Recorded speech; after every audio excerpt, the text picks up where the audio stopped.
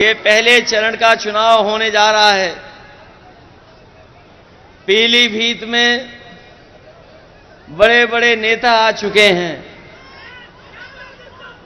देश के बड़े बड़े नेता आकर के अपनी बात कह चुके हैं और लखनऊ वाले तो और घबराए हुए हैं। पीलीभीत का नाम सुनते ही उनका चेहरा पीला हो जा रहा है।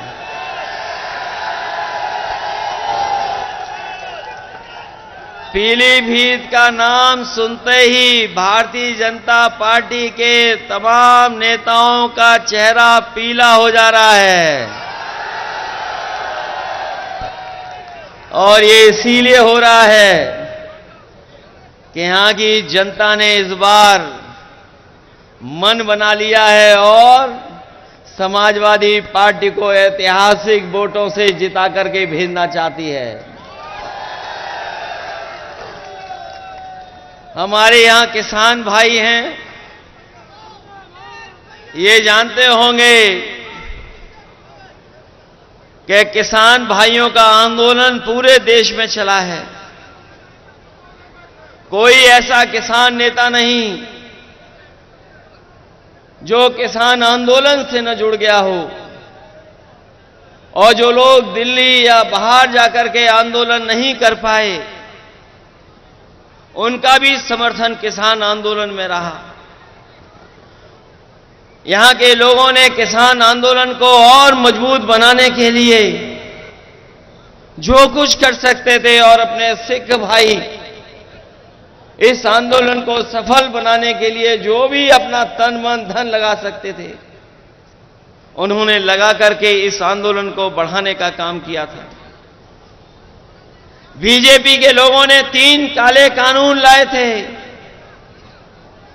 वो काले कानून इसीलिए वापस हो गए थे कि वो किसानों की ताकत से घबरा गए थे। जो लोग किसानों की बात कर रहे थे,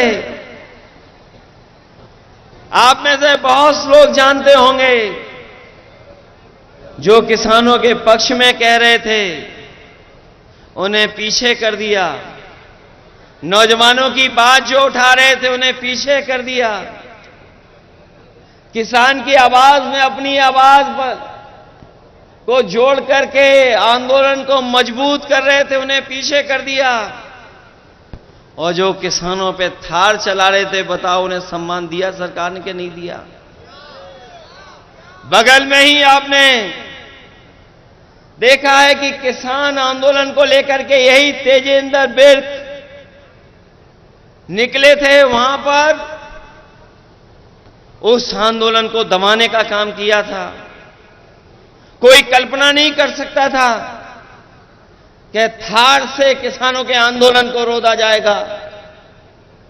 कई लोगों की जान चली गई और ऊपर वाले की कृपा रही, भगवान की कृपा रही कि तेजेंद्र बिर्क हमारे जिंदा हमारे साथ हैं, अभी भी किसानों की लड़ाई लड़ रहे हैं। जो किसान आंदोलन को दबा रहे थे उन्हें सम्मान दिया जा रहा है और जो किसान आंदोलन की बात कर रहे थे उन्हें तो सुनने में आया मंच पे भी जगह नहीं मिल रही है। कोई नया आया है प्रत्याशी जो कह रहा है कि हमें अगर पहले पता होता कि हमें चुनाव लड़ना है तो हम बंबई बना देते पीलीभीत को।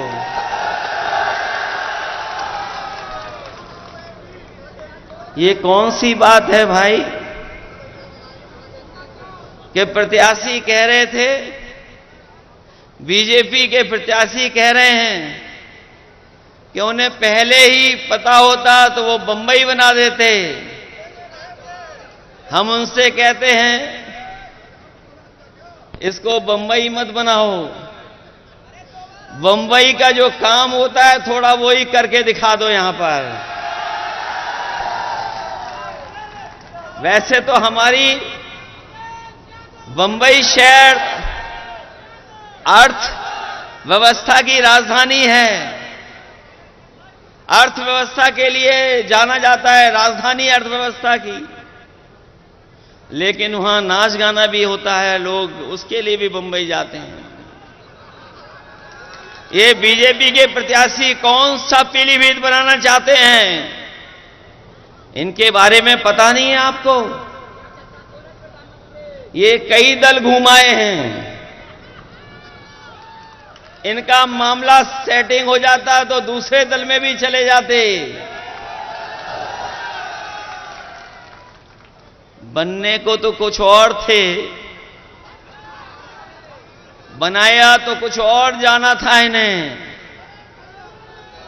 लेकिन इन्हें सड़क मंत्री बना दिया गया है। और सड़क मंत्री ही बनते बताओ कितने रुपए का घोटाला किया था, किसी को याद है?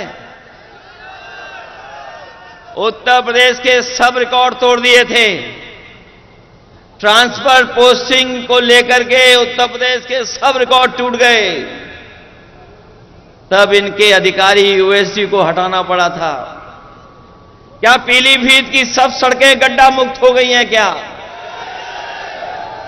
ये मंत्री जी बताएं, 40,000 करोड़ से ज्यादा, 40,000 करोड़ से ज्यादा पैसा गड्ढा मुक्ति में ये बीजेपी खर्च कर चुकी है। कहीं गड्ढे भर गए क्या? और जो काम समाजवादियों ने कभी किया था पुल सड़क को लेकर के, उनको भी ये सरकार पूरा नहीं कर पाई है। और अपनी जो योजनाएं चलाई गई हैं उनको भी पूरा नहीं कर पाई है सरकार। और चुनाव बाद पता नहीं कहां चले जाएंगे ये। जो मंत्री होता है उसका सांसद बनकर के दिल नहीं लगता है, इसलिए जानबूझ करके थोपा जा रहा है इन्हें कि पैसे वाले हैं, चुनाव लड़ लेंगे। पैसे वाला मामला है, उसमें चुनाव लड़ लेंगे। लेकिन यहां का किसान, यहां का गरीब, यहां का नौजवान बीजेपी के लोगों को सबक सिखाने जा रहा है। एक एक वोट दे करके समाजवादी पार्टी को जिताएगा।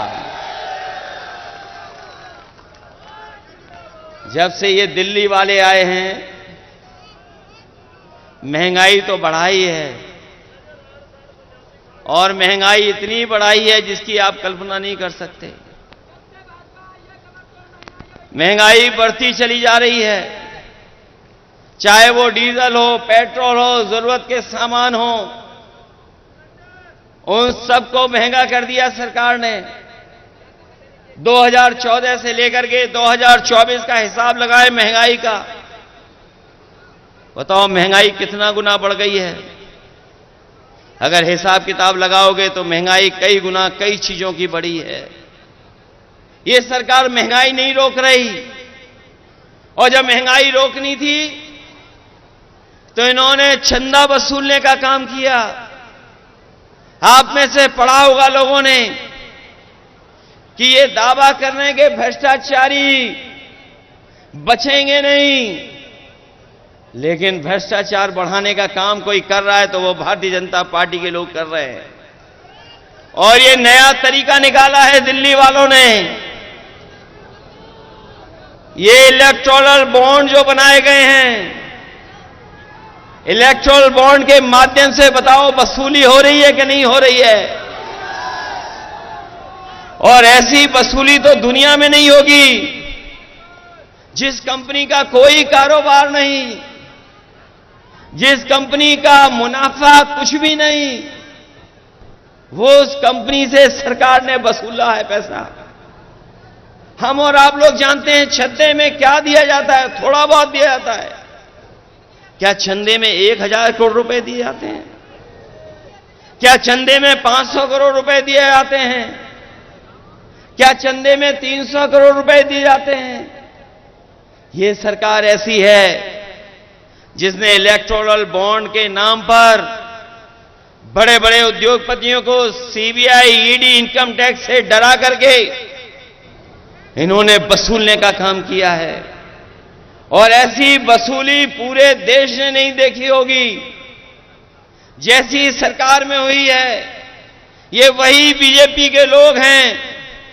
याद कीजिए, इन्होंने कहा था कि नोटबंदी के बाद कोई भ्रष्टाचार नहीं होगा, कोई काला धन नहीं कमा पाएगा।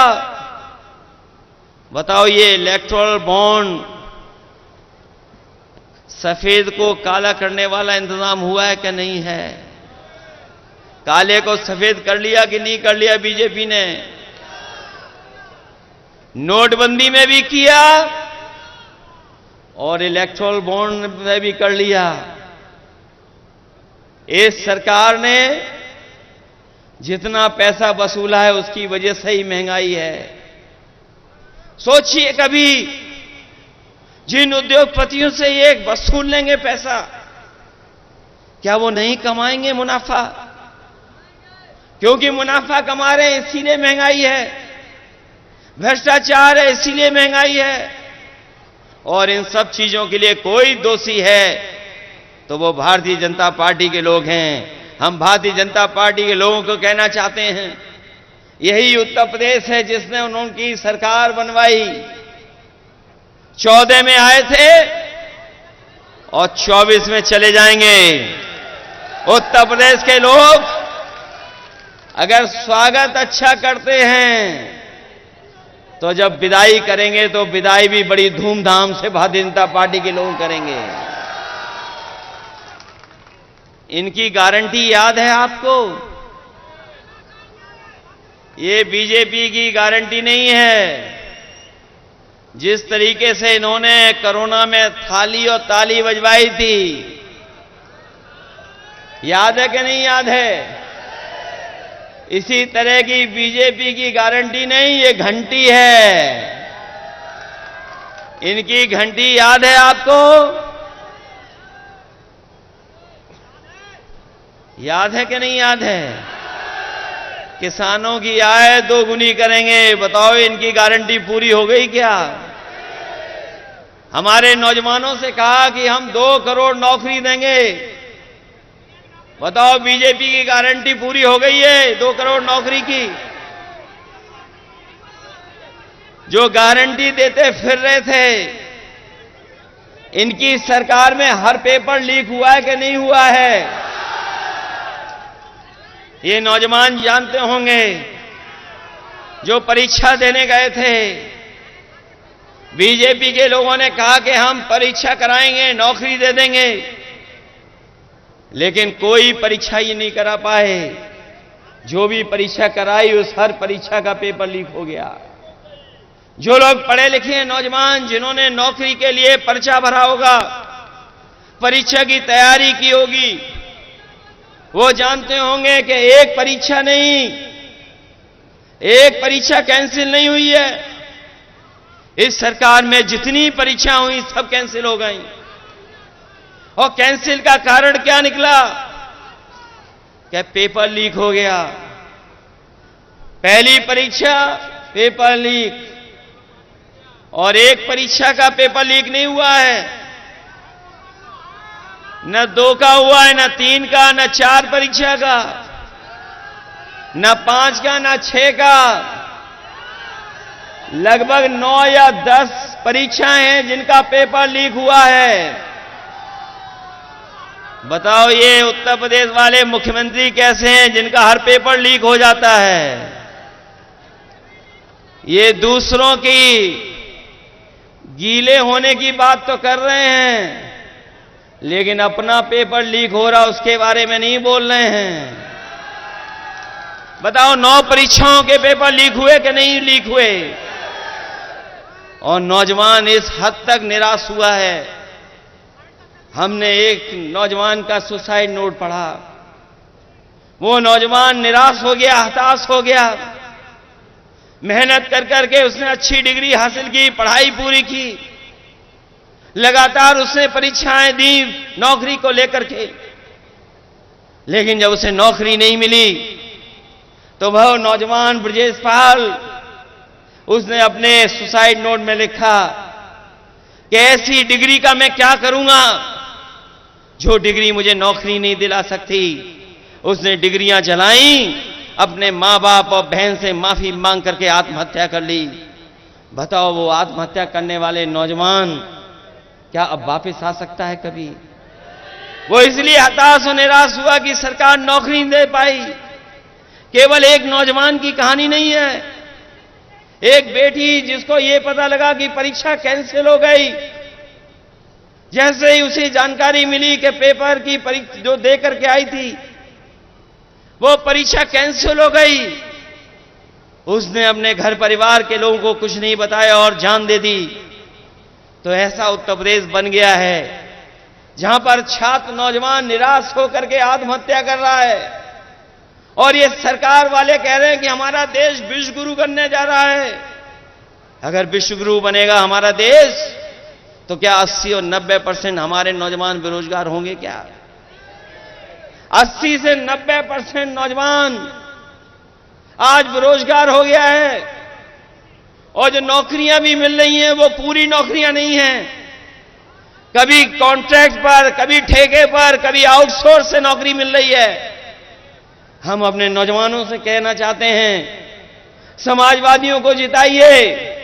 ये आउटसोर्स और कॉन्ट्रैक्ट पे नौकरी नहीं मिलेंगी, आपको पक्की नौकरी देने का काम समाजवादी लोग और इंडिया गठबंधन के लोग करेंगे। हम अपने उन नौजवानों को भी कहना चाहते हैं जो लोग फौज की भर्ती में जाते हैं, हम अपने परिवार के लोगों से और खासकर नौजवानों से कहना चाहते हैं, ये अग्निवीर व्यवस्था कभी हम स्वीकार नहीं कर सकते, क्योंकि नौजवान हमारा वर्दी पहन करके सीमा की रक्षा करना चाहता है और वर्दी पहन करके उसको सम्मान महसूस होता है, वो देश की रक्षा करना चाहता है। ये 4 साल की नौकरी से न हमारे नौजवान का सम्मान बन रहा है और न ही सीमा को कोई मजबूत फौज मिल रही है। अग्निवीर जैसी व्यवस्था समाप्त होगी, इसको कभी समाजवादी लोग स्वीकार नहीं कर सकते हैं। इंडिया गठबंधन की सरकार बनेगी और अग्निवीर हमेशा हमेशा के लिए समाप्त हो जाएगी। मैं जानता हूं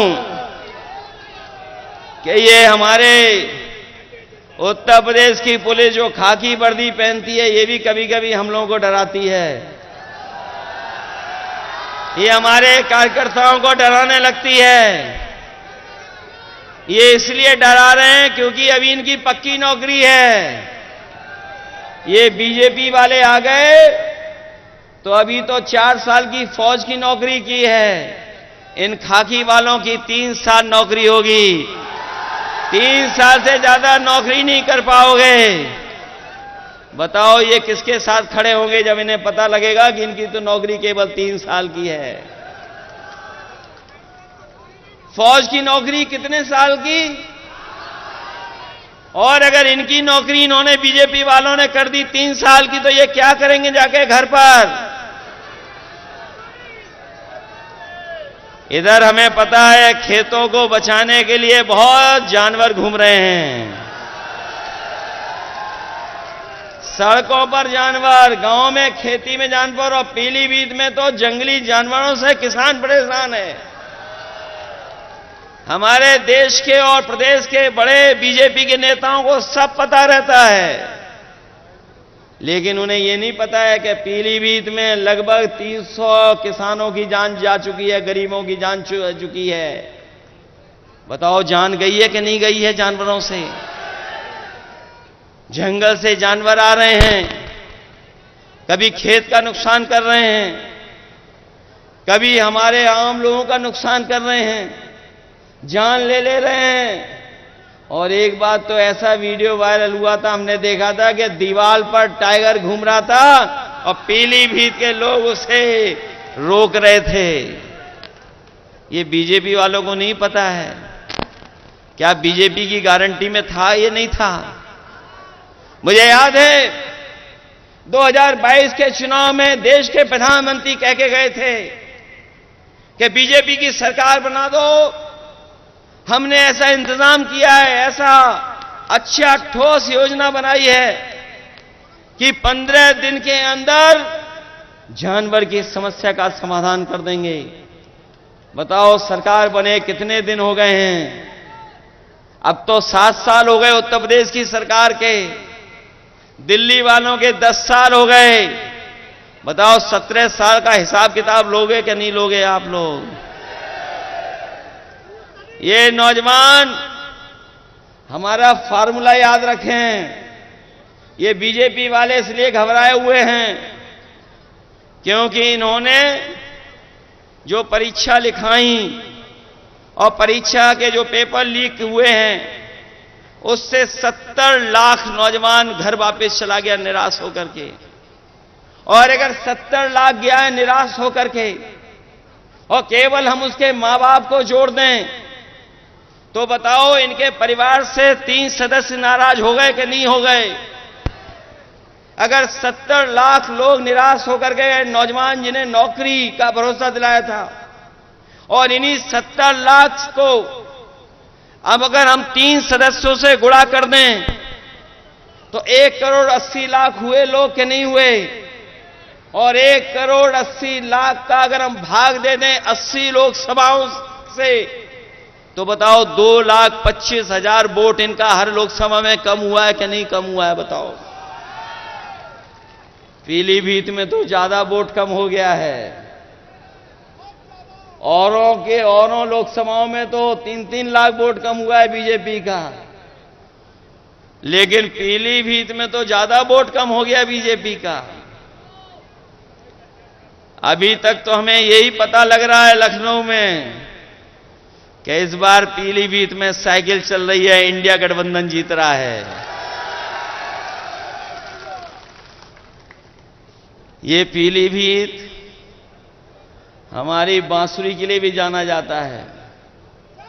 ये बात तो प्रधानमंत्री जी भी जान गए कि बांसुरी के लिए जाना जाता है, लेकिन पीलीभीत की जनता तो तब चैन की बंसी बजाएगी जब भारतीय जनता पार्टी यहां से जाएगी।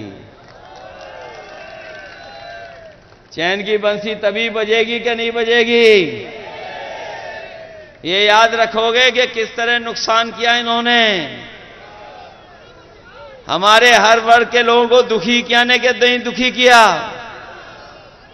हम तो अपने सभी गुरुओं, संत और सबको प्रणाम करते हैं और अपने सिख भाइयों से भी कहेंगे कि इन्होंने अपने मान सम्मान से कभी समझौता नहीं किया और कभी भी अगर देश की रक्षा के लिए इन्हें अपनी जान भी न्यौछावर करनी पड़ी होगी तो हमारे सिख समाज के लोग कभी पीछे नहीं हटे होंगे।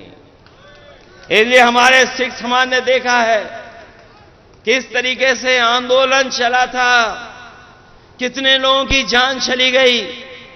बताओ इस चुनाव में दिल्ली वालों को सजा दोगे कि नहीं सजा दोगे? अपने वोट से इनको सजा दिलाओगे कि नहीं? ये हमारे आपके भविष्य का चुनाव तो है ही है, लेकिन ये देश के भविष्य का चुनाव भी है। ये चुनाव संविधान बचाने का भी चुनाव है।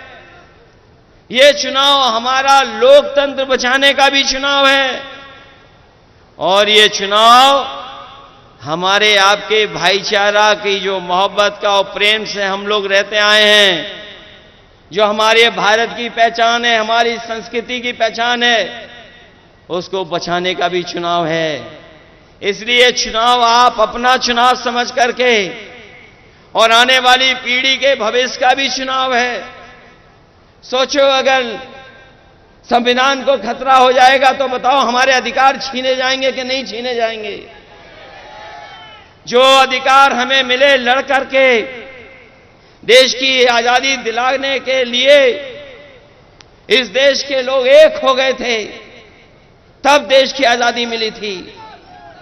आज फिर हमें एक बार अपने संविधान और लोकतंत्र को बचाने के लिए लड़ना पड़ेगा। बताओ आप लड़ोगे कि नहीं लड़ोगे?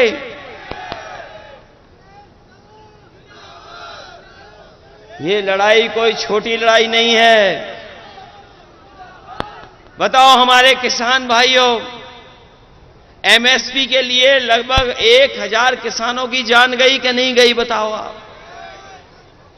दिल्ली में जब 3 काले कानून हटने थे, एमएसपी को कानूनी अधिकार मिल जाए 1000 किसानों ने की लगभग जान गई कि नहीं गई? तो बताओ, हम समाजवादी लोगों ने और इंडिया गठबंधन ने कहा है कि सरकार बनेगी तो एमएसपी के लिए कानून बना करके अपने किसानों को एमएसपी फसलों की दिलाने का काम करेंगे। न केवल एमएसपी का कानूनी अधिकार देंगे, बल्कि हम अपने किसान भाइयों को कह के जा रहे हैं, गरीब भाइयों को, ये जो दिल्ली वाले लोग हैं, इन्होंने बड़े बड़े उद्योगपतियों के, बड़े बड़े कारोबारियों के 15 लाख करोड़ बैंकों का पैसा माफ किया है। अभी तक 10 साल में इन्होंने लगभग 15 लाख करोड़ उद्योगपतियों का कर्ज माफ किया है। और ऐसा भी देखने को मिला है कि जिन व्यापारियों ने कर्ज लिया, जो कर्ज नहीं दे पाए, उनको माफ कर दिया इन्होंने और दोबारा बैंक से उन्हें कर्ज दिलवा दिया। ये आपने आंकड़े निकलवा लेना। और बहुत सारे लोग, बहुत सारे उद्योगपति वो भी हैं जो कर्ज में डूबे थे, कर्ज उनका माफ करके बीजेपी ने बचाया और बाद में उन्हीं उद्योगपतियों से इलेक्ट्रल बॉन्ड ले लिए। बताओ, इलेक्ट्रल बॉन्ड लेने वालों का कर्ज माफ हुआ कि नहीं हुआ? आपको तो पता होगा, देश में सबसे ज्यादा वसूलने का काम अगर किसी पॉलिटिकल पार्टी ने किया तो बीजेपी ने किया कि नहीं किया? इसलिए अपने किसान भाइयों को हम कह के जा रहे हैं, इंडिया गठबंधन बनेगी सरकार, किसानों का पूरा कर्ज माफ होगा। जब उद्योगपतियों का 15 लाख करोड़ माफ हो सकता है, तो हमारे किसानों का कर्ज माफ क्यों नहीं होगा? तो बताओ, अपना वोट देकर के कर्ज माफ कराने का काम करोगे? संविधान बचाने के लिए भी वोट कर देना, क्योंकि आपके वोट से ही संविधान बचेगा। आपके वोट से ही देश का लोकतंत्र बचेगा। आपके वोट से ही किसान खुशहाल होगा। आपके ही वोट से नौजवान को नौकरी मिलेगी। आपके ही वोट से आरक्षण बचेगा। और हम फिर कहते हैं, एनडीए को कोई हराएगा तो हमारा ये पीडीए परिवार हराएगा। ये जो पीडीए परिवार बैठा है, यही एनडीए को हराने का काम करेगा।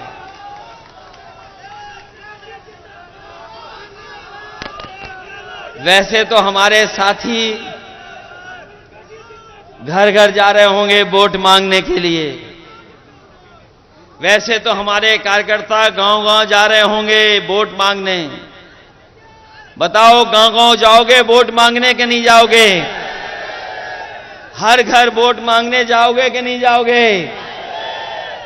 हमारा आपसे निवेदन है, हमारा आपसे अपील है, हमारी आपसे प्रार्थना है।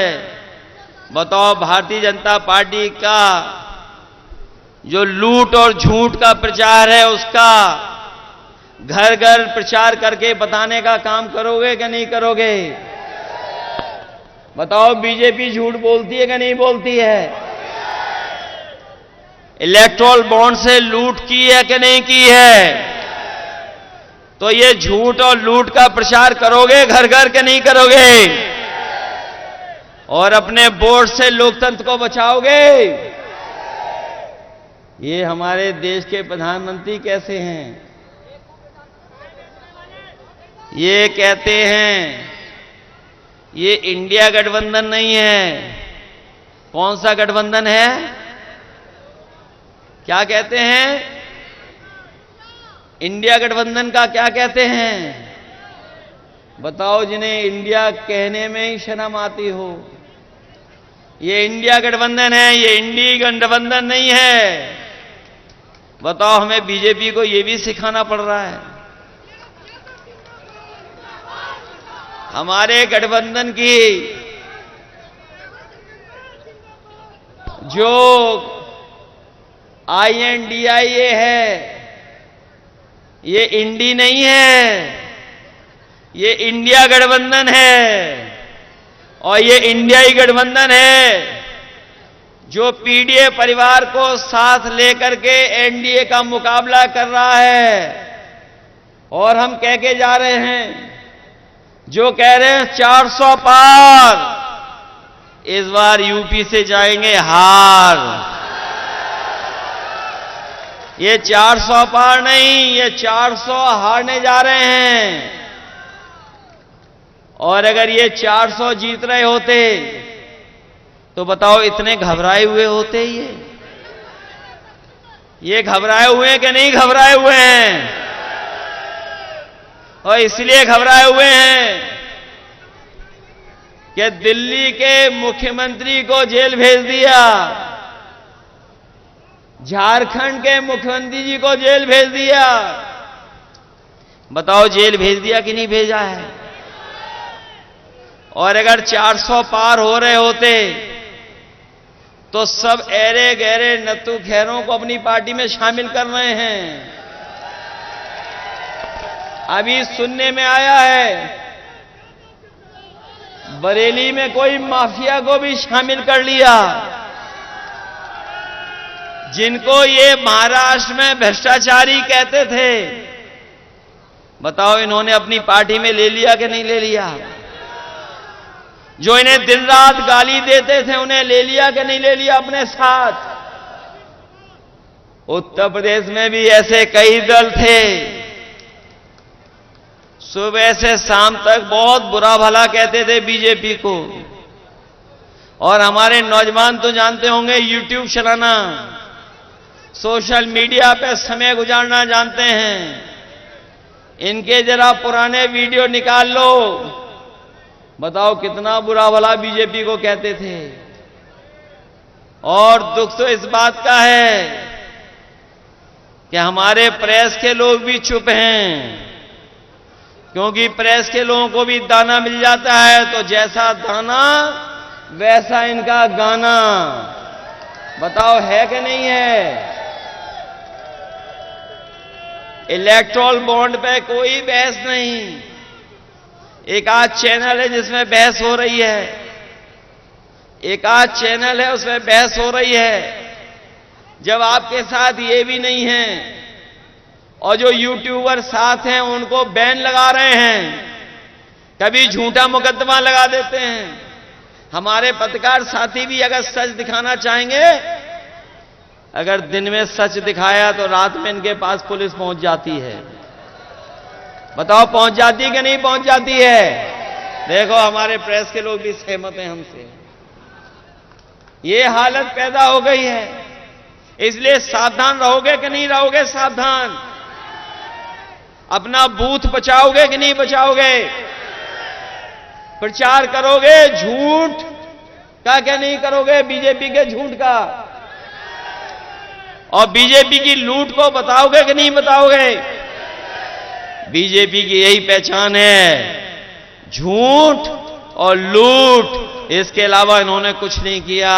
पिछले 10 साल में केवल झूठ बोला है और लूटने का काम किया है। इनको बताओ हराओगे चुनाव में कि नहीं हराओगे?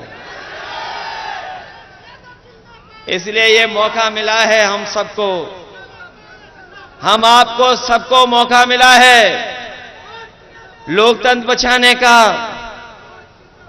लोकतंत्र के साथ साथ संविधान बचाने का, और साथ साथ अपने अन्याय से मुकाबला करने का। ये बीजेपी के लोग पूरे उत्तर प्रदेश और देश को पीछे ले जा रहे हैं। लोग कहते हैं कि हम दुनिया में कहां पहुंच गए हैं, लेकिन अगर दुनिया की गरीबी के पैरामीटर से अगर हम देखें तो गरीबी में हम कई देश जो हमारे पड़ोसी हैं उनसे भी नीचे जा रहे हैं। हम महंगाई में भी उन देशों के मुकाबले पीछे चले गए, बेरोजगारी में भी पीछे चले गए, और दुनिया में सबसे ज्यादा कर्ज अगर किसी देश के ऊपर है तो वो भारत पर है। बताओ अगर कर्ज वाला देश होगा तो क्या दुनिया में हमारा पहचान बनेगी क्या? इसलिए आपको सोचना होगा, इस देश को बचाने के लिए आपको करना पड़ेगा। इसीलिए मैं आप सबसे अपील और निवेदन करने आया हूं कि समाजवादी पार्टी के एक मजबूत प्रत्याशी हैं भगवत सिंह गंगवार, इनकी मदद करने का काम करना है। बताओ इनके पक्ष में समीकरण है कि नहीं है?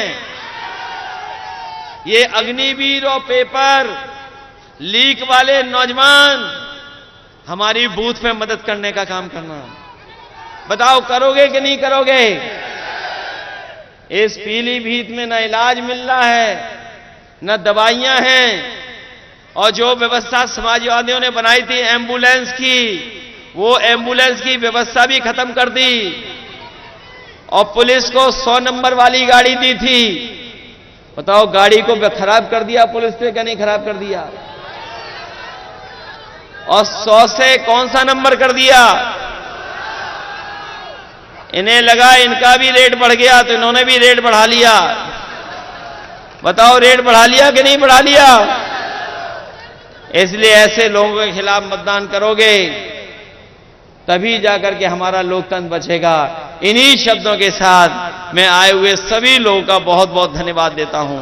आए हुए किसान भाइयों का धन्यवाद देता हूं, आए हुए नौजवानों का धन्यवाद देता हूं। मुझे पूरा भरोसा है कि आप सब लोग मिलकर के इस देश को बचाने का काम करेंगे, लोकतंत्र को बचाने का काम करेंगे, संविधान को बचाने का काम करेंगे। और जो मैंने आपसे निवेदन किया है कि बीजेपी की जो पहचान बन गई है लूट की और झूठ की, उसको घर पहुंचाने का काम करना। जिस समय आप घर घर पहुंचा देंगे, आपका प्रत्याशी और समाजवादी पार्टी अपने आप ऐतिहासिक वोटों से जीत करके जाएगी। इन्हीं शब्दों के साथ हम आपका धन्यवाद देते हैं। हम कई अपने प्रतिष्ठित और सम्मानित लोगों को देख रहे हैं, हमें उम्मीद है उनका भी हम लोगों को आशीर्वाद मिलता रहेगा, और आशीर्वाद हम लोगों के वोट के माध्यम से दे देना, यही सबसे बड़ी जीत होगी। जो लोग उत्तर प्रदेश में आए हैं 14 में, वो 24 में जा रहे हैं। जब विदाई हो तो पीलीभीत से भी बड़ी धूमधाम से विदाई हो इन लोगों की, लाखों वोटों से हरा करके भेज देना। आप सबका बहुत बहुत धन्यवाद और बहुत बहुत आभार प्रकट करता हूं।